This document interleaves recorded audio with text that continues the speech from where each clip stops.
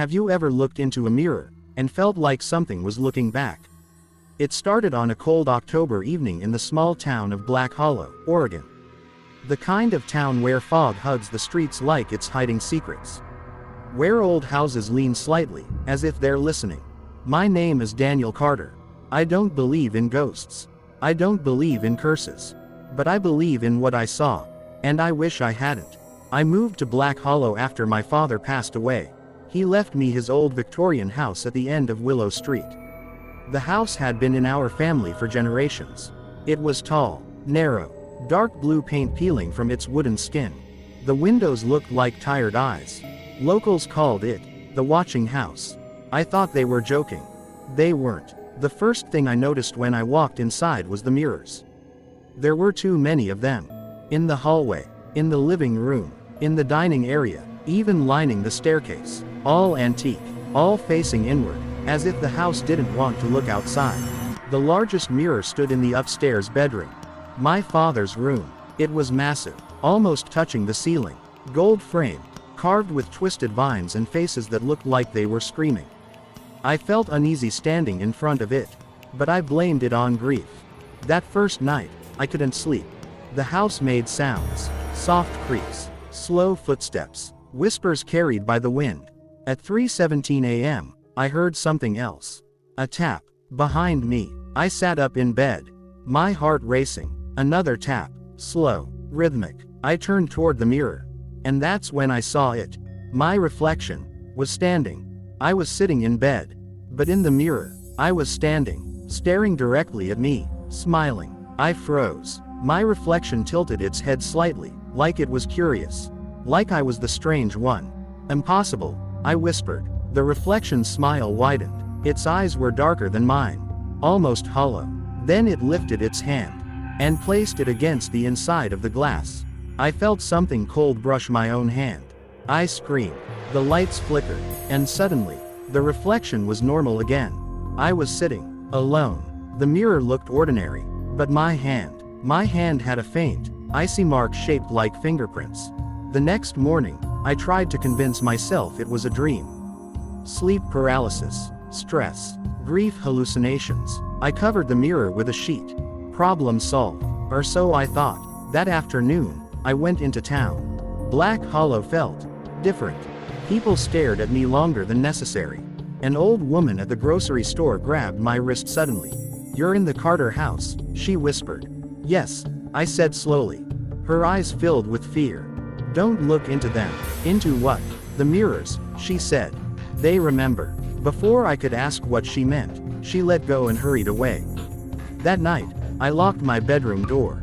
The sheet still covered the mirror. I lay down, determined not to look.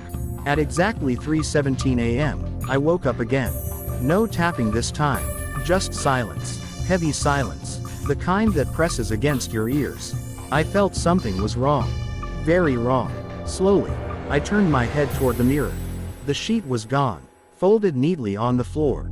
The mirror was uncovered, and in it, the bedroom was empty. The bed, the lamp, the window, everything was there, except me. I shot up and ran to the mirror. I stood directly in front of it. Nothing. No reflection. Just the room behind me. "Stop," I muttered. "Stop playing with me," a voice answered. From inside the glass. "We're not playing." The surface of the mirror rippled like water. A shape began forming. It looked like me, but thinner, paler, cracked, like porcelain. Its eyes were completely black. "You're weak," it said calmly. "You left us alone." "Alone," I whispered. "In here." Suddenly, flashes filled my mind.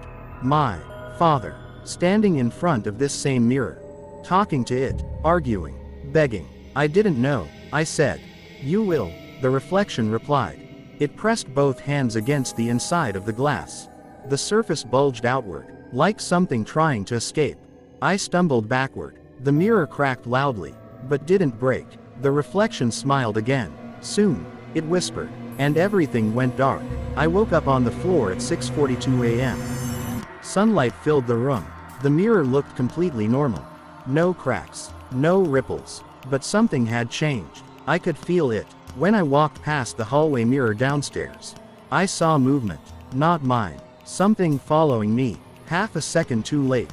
Always delayed. Always watching. Over the next few days, it got worse. Every reflective surface became dangerous.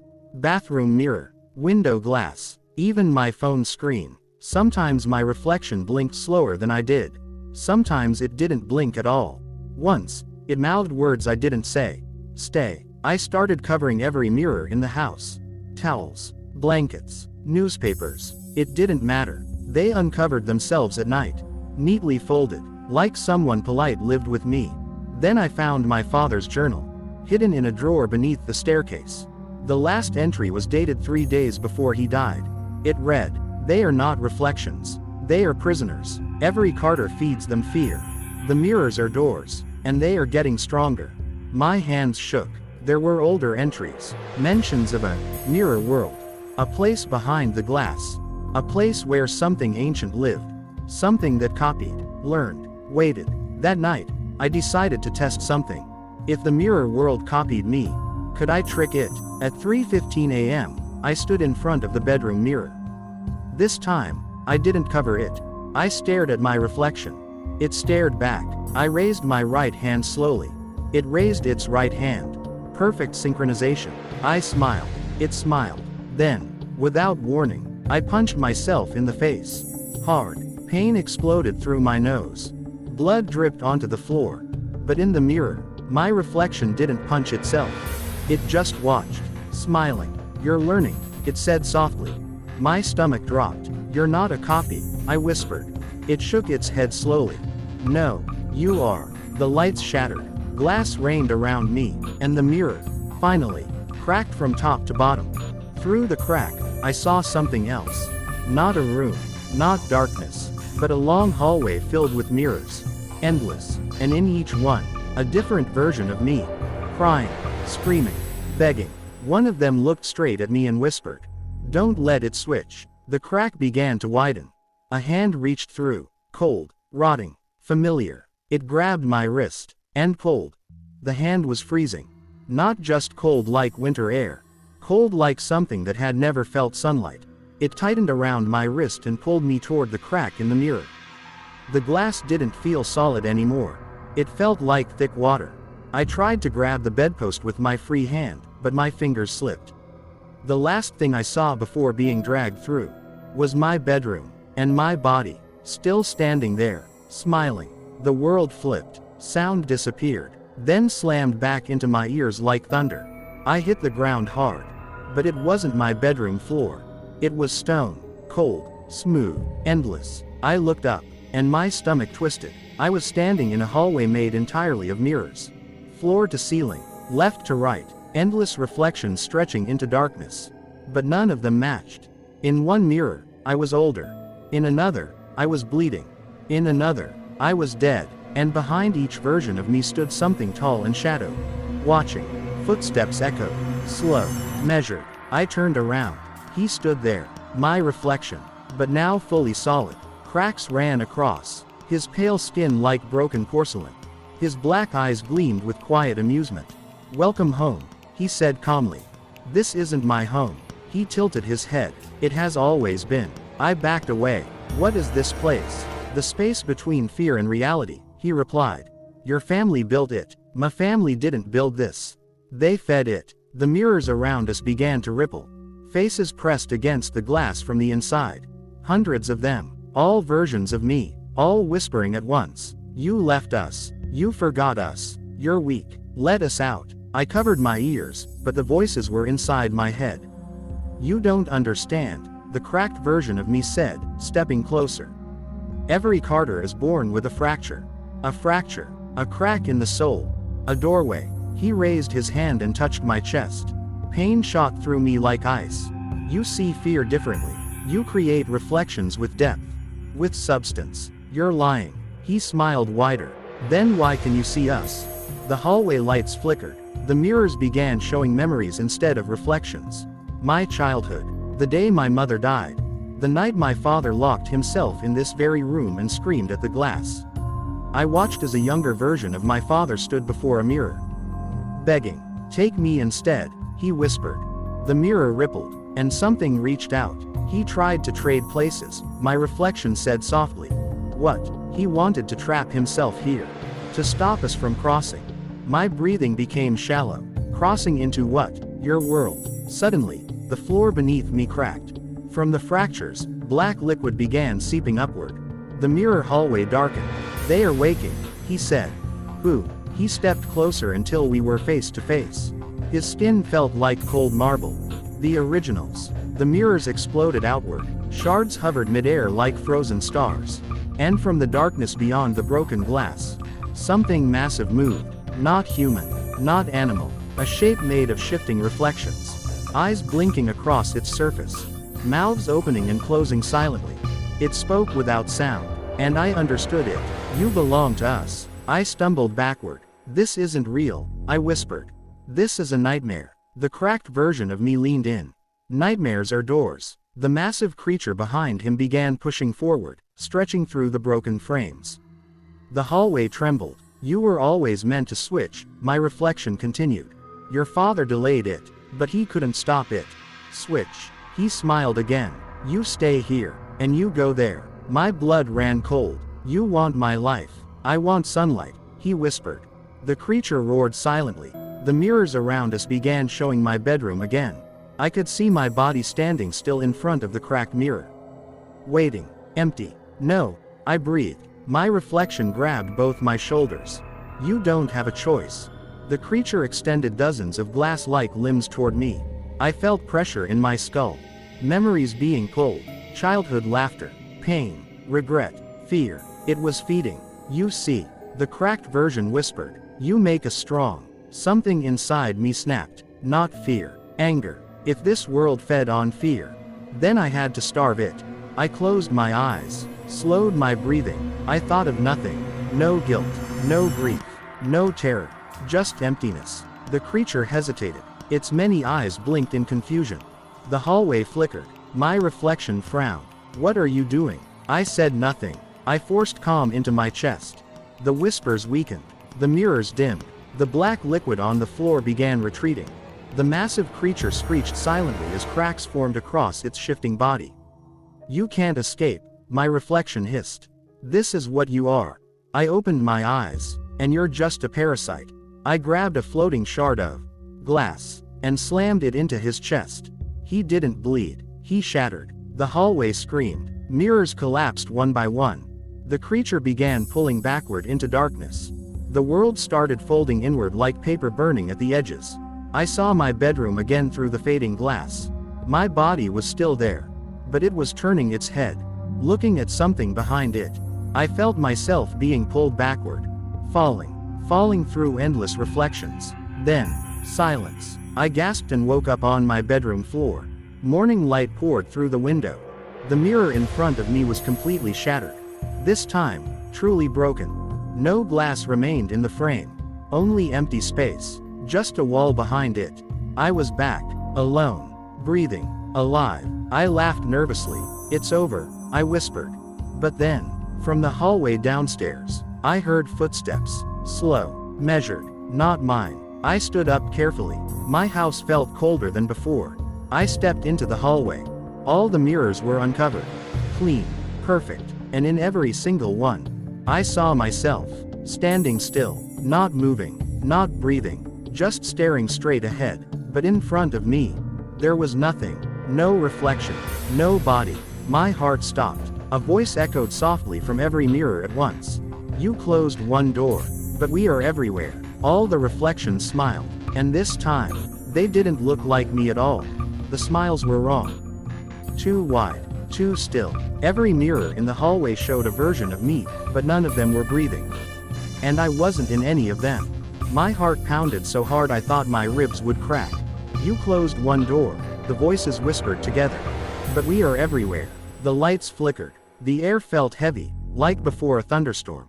I stepped backward slowly. Stay calm, I muttered to myself. No fear, because fear feeds them. I remembered that. The reflections tilted their heads at the same time, mocking me, learning me. Then, one of them moved. Not with me, without me. It stepped forward inside the glass, pressed its hands against the surface. The mirror rippled, and began to bulge outward. like something pushing through. I ran downstairs. Every reflective surface shimmered. Windows, picture frames, even the dark screen of the television. Each one showing those hollow-eyed versions of me. Watching, waiting. I grabbed a blanket and threw it over the nearest mirror. The reflection still moved beneath it. The fabric stretched inward as if something inside was breathing. "They're not trapped anymore," I whispered. Then I heard the front door creak open. Slowly. I didn't open it. I know I didn't. Cold air poured into the house. Footsteps entered. Measured. Familiar. I turned toward the doorway. And my blood turned to ice. He walked in calmly, wearing my clothes, my face, my smile, the cracked version of me. "Whole again. You broke my hallway," he said casually, brushing dust off his sleeve. "That was rude." I shook my head. "You shattered." He chuckled softly. "Reflections don't die. You said I had to switch." He nodded. "Yes. But I'm still here." His eyes darkened. For now. Behind him, the mirrors began glowing faintly. The surfaces shimmered like liquid silver. "You starved the fear," he continued. "Impressive." He stepped closer. "But you forgot something." "What?" "You still fear losing." The mirrors flashed, and suddenly I saw something that made my knees buckle. In every reflection, the town of Black Hollow.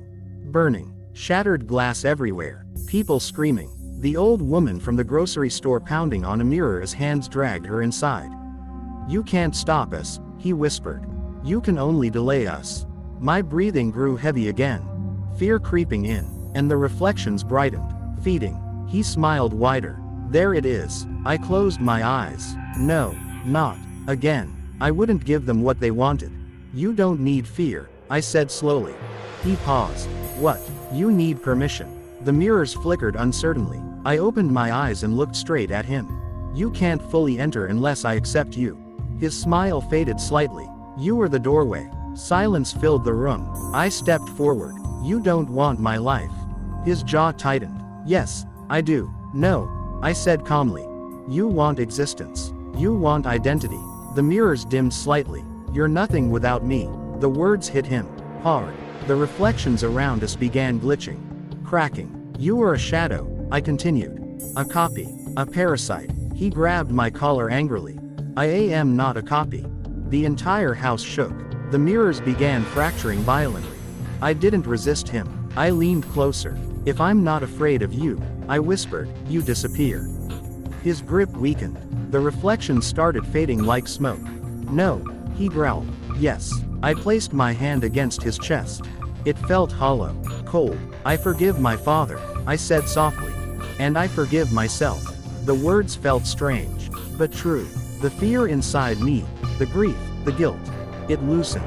And with it, he began to crack. Thin lines spread across his face like splitting ice. "You can't erase me," he whispered desperately. "I don't have to," I replied.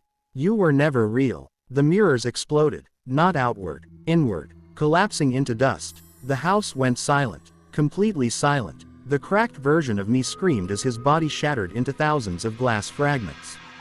Then dissolved into nothing. The cold lifted instantly. Warm air returned. The house felt normal. For the first time since I arrived.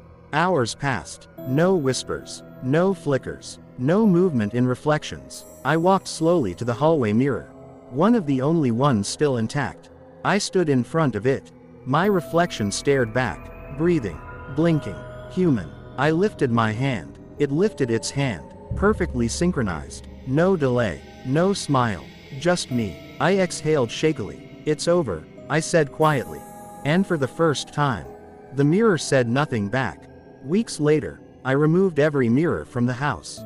Every single one. I shattered them, burned the frames, left nothing reflective behind. I sold the house that winter. Black Hollow still feels heavy when I drive past. But quiet. The old woman from the grocery store never appeared again.